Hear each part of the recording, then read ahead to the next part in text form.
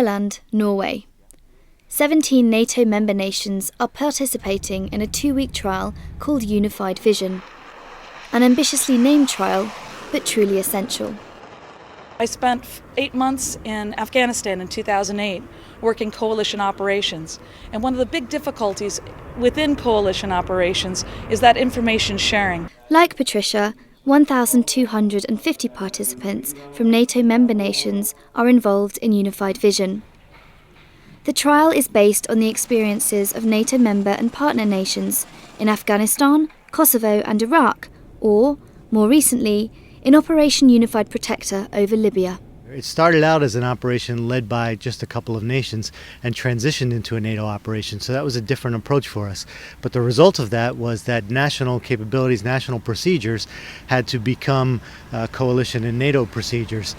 So it was a strange transition. So there were lots of interoperability challenges for us to overcome in sharing information, in technical interoperability, in targeting capabilities. Organised by the NATO Air Force Armaments Group and partly subsidised by NATO's Defence Against Terrorism programme, Unified Vision trains and tests the nations in a very specific aspect of the operations: NATO's joint intelligence, surveillance and reconnaissance capabilities. All nations have their own sources and methods for collection, processing, exploitation, and dissemination. We now need, as a NATO coalition, to now look beyond one nation and say, now how do I make that digital information available on an open network to all the coalition partners, and how can we make our overall objectives met more effectively and efficiently, because you have a piece of the answer, I have a piece of the answer, and when we bring those two pieces together, it gives a much better answer for the commander. The objective is to have a common vision of a theatre of operations, and one which is as precise as possible.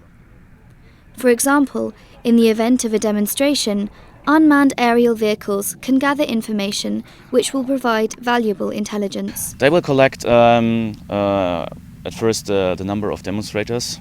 So you see if it's a big crowd or on a small group. Hopefully they will also identify the terrorist leaders or the insurgents, the leader of the insurgents. So in the best case, they will get a really high resolution picture of the leader, so we can do further investigation. Depending on the theatre of operations, fighter planes which are faster can also be deployed. The fighter is very fast. It can reach multiple, couple of hundred nautical miles in a short amount of time, so it's very flexible, and it can go basically wherever you want it to go, and then you can send it wherever you need pictures or wherever you need intel. This information from an American drone and a Dutch fighter plane has to be shared with the other coalition nations. It is sent to this operations centre. We take the information down from the flying sensors or the ground station, put them into an exploitation station, then we disseminate the products through something called a coalition shared database, and then this information is again picked up by the different nations to produce intelligence products. For this to work, the nations have to agree on common standards such as time formats. Do you want to use 24-hour system, 12-hour system, based on Zulu time, on GMT time, or whatever?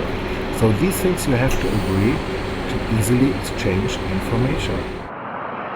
It is not always easy to reach agreement, but harmonisation in the area of intelligence is essential for the future operations of the alliance.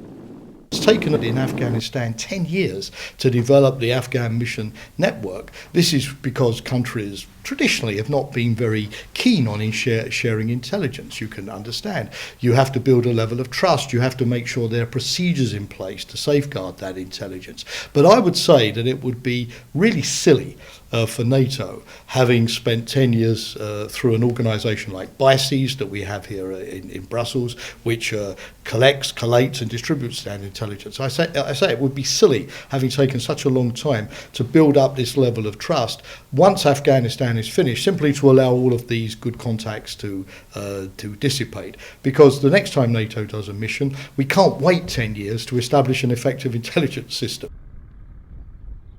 This is a NATO Channel report from Norway.